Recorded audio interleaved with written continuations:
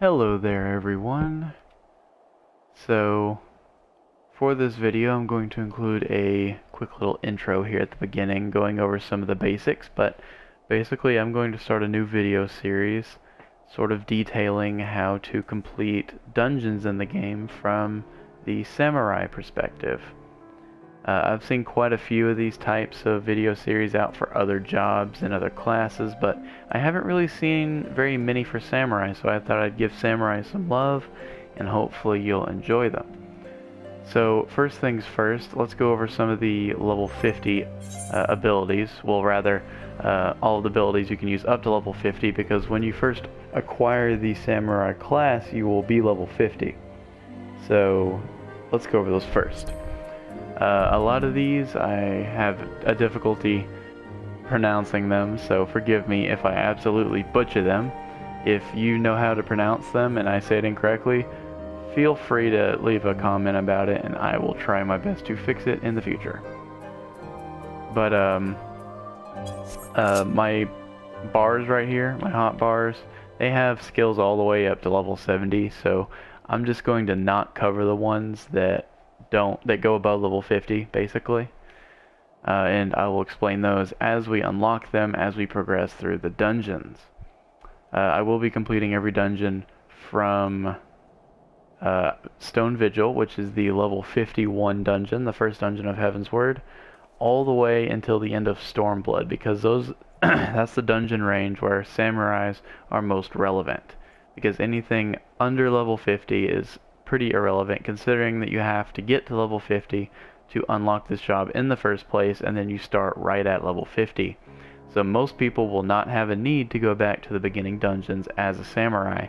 The only real reason you'd be back there most of the time is if you get one of those dungeons through a leveling roulette or something like that, which is you just basically use a modified, dumbed down version of the level 50 rotation. It's pretty simple. But let's go over some of the skills. So if you look over here to the bottom right of the screen, you'll see three circle type objects down there. Those are called sins.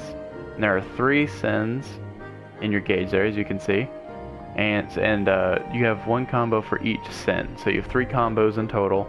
Each combo will give you its respective sin. So I'll go ahead and show you the 3 combos now.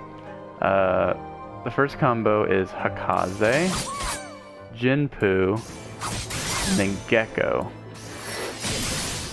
That will give you the bottom leftmost sin. Then you have the bottom right, which is Hakaze, Shifu, and Kasha. So that'll give you that one on the bottom right. And then of course you have the top one, which is Hakaze and Yukikaze. So now that you have all 3 sins, now you know what all 3 sins are and how you obtain them. Now, how to use sins is a very crucial and staple part of the samurai job. So if you look right here, I have this move called Iaijutsu, and this is kind of an evolving attack that changes depending on the number of sins that you have. So with 0, obviously you can't use it. But let's go ahead and obtain just 1 sin. So now it has changed to Higanbana. So we can use Higanbana. And what that does is that does a light attack. And it also puts a dot, a damage over time attack, on the enemy for a solid minute. So it's just a standard dot. So now let's go ahead and get 2 sins.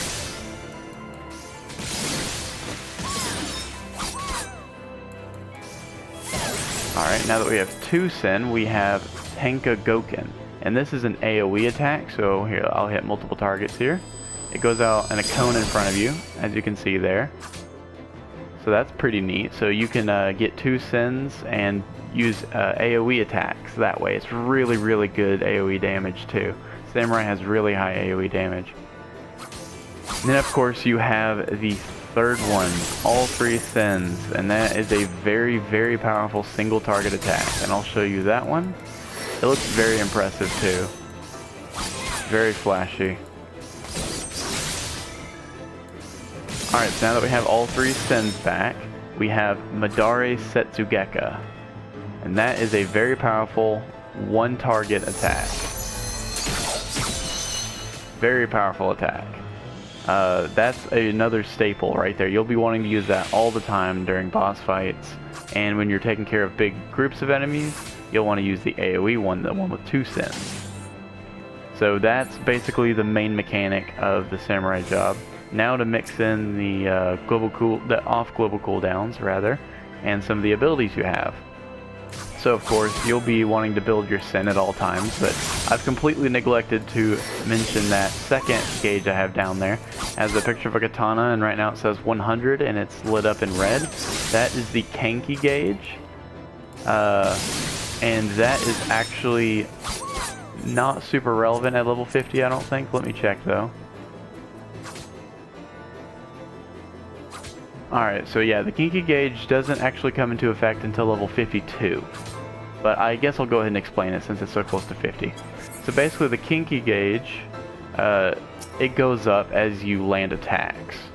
So let me go ahead and just expend all of it real quick. Alright, so we're at 0, so there are multiple ways to raise it. When you very first start at level 52, NP is really going to be the only thing you can use to raise it consistently when you're in range, and it's basically just a ranged attack. It doesn't do a whole lot of damage, as you can see. Basically, you can use that to start a fight if they're pretty far away from you and you don't want to move, or there are other uses as well. Like if you're bound and the enemy's far away from you, you can use that to get a little bit of extra damage in. Or if you're dodging AoEs, you can also use that to still get a little bit of damage in as you're running around avoiding attacks.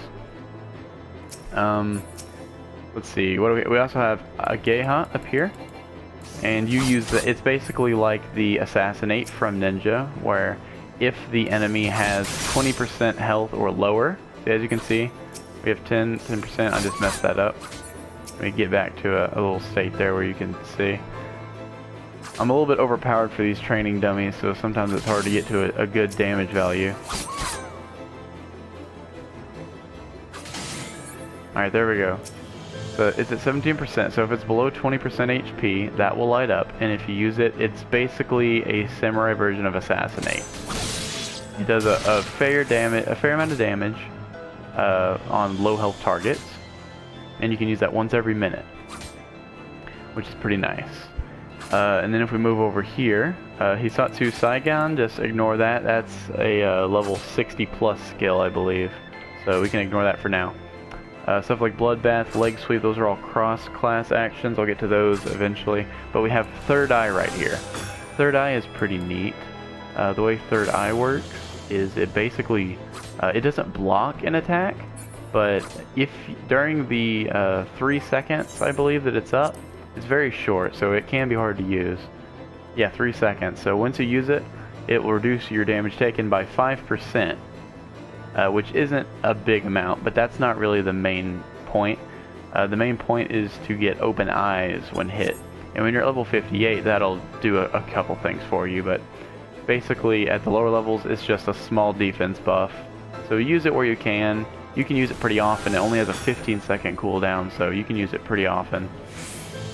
Then we have Mikyo Shizui. I have a hard time saying that one, but that one's a pretty special one here. So the way that one works is basically you can use the last hit in your combo to generate your entire Kinky. So normally to get the red Kinky, the bottom right, you have to do Hakaze, Shifu, and Kasha to get that one.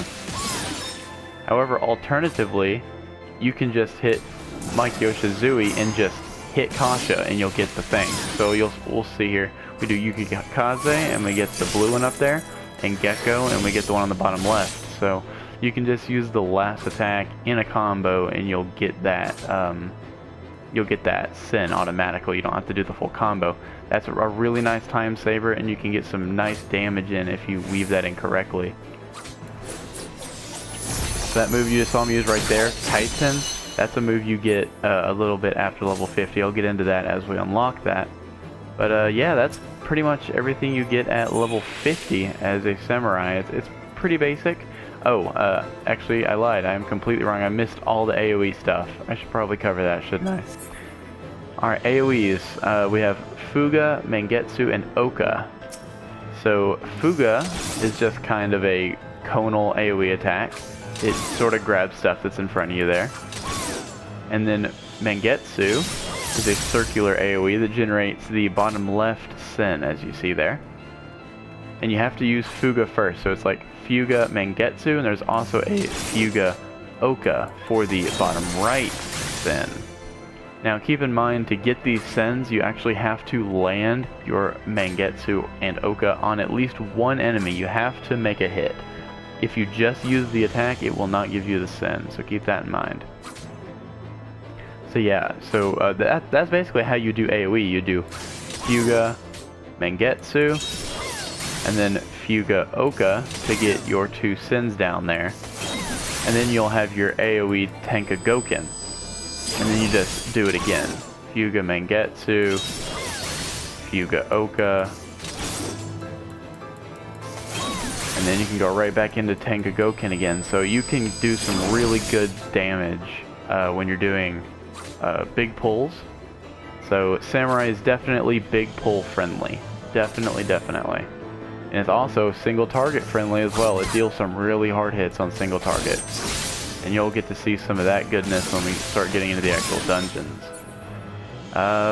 So I guess we'll cover at least what I use for cross-class actions real quick. So I use Second Wind, Leg Sweep, Invigorate, Bloodbath, and Goad. Now I know that this isn't quote-unquote the best loadout here. A lot of people would trade Leg Sweep for something like maybe Arm's Length or Diversion.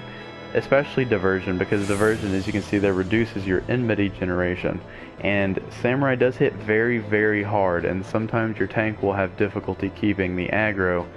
So Diversion is something that's good to have, but I generally don't take it because I just assume my tank can do their job. I understand that that might be a little naive, because a lot of tanks can't do their job, or could use a little bit of assistance. So whatever you want to use, this is just what I personally use. This is what I'm comfortable with. Of course, you don't have to use these. You can use whatever you want. It really doesn't matter that much. I think the only one from this set you absolutely need to have is probably Goad and Bloodbath. Those are two very important ones, with Second Wind being a close runner-up to those two. But of course, all of these are nice, but let's go over them real quick. I picked Second Wind because it's a nice HP regeneration. I'll go ahead and use it here. Second Wind. It regenerates a good amount of HP, as you can see there, 6,582. And out of my 38,200 or so, that's a pretty good percentage. So it definitely, it's a good thing to have. You can use it once every 2 minutes. So it's not something you can use very often, but if you're in a pinch and your healer is struggling to keep your tank alive, or you're just in a rough situation, you've always got that to lean back on. Now, I also have Leg Sweep. The reason I keep this over something like Diversion is for times where we could use stuns in large pulls. For example, if we have a large pull with more than one enemy that can use a stun or a hard-hitting AoE, the tank can usually take the one that they're targeting, and then maybe I'll get the one that they're not targeting. Or sometimes we'll be fighting one enemy that stuns pretty commonly, and the tank stun hasn't gotten off cooldown yet, so I can use mine.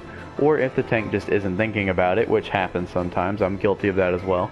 If they just aren't thinking about stunning, then there you go, you can stun for them. Now it is every 40 seconds instead of about every 20 to 25 seconds like a tank would have. So it is give or take there, but it's still something that's nice to have. That's why I usually take it. Then we have Invigorate, which is a 400 TP regeneration ability. This is really nice for when you're doing AoE attacks constantly.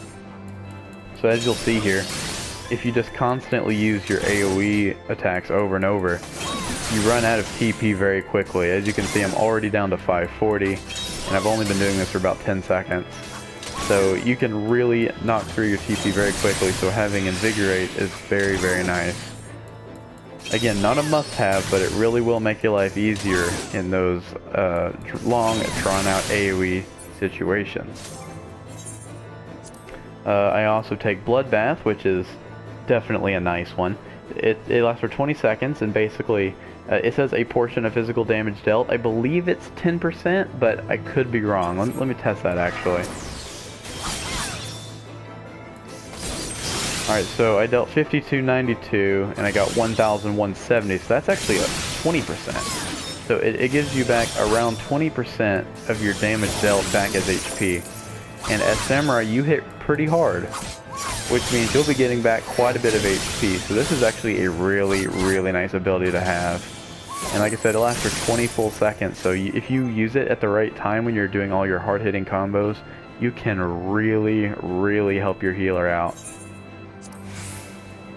And then we have Goad, which is probably the most important of all of the abilities in this entire list, not just the ones I use, but just in general.